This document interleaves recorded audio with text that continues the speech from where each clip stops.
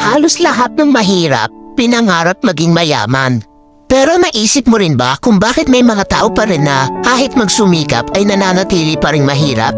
Dahil kailangan talaga ng mahirap sa lipunan. Isipin mo kung lahat ng tao ay mayaman na, sa tingin mo ba may mga construction worker pa na magtitiis sa initan para lang kumita?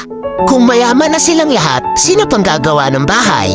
Yung mga magsasaka, kung lahat sila mayaman na, magbibilad pa ba sila sa araw para magsaka at magbungkal ng lupa? Kung hindi na, ano nang kakainin natin? Kung lahat tayo ay mayamong negosyante, sino pang magiging trabahador?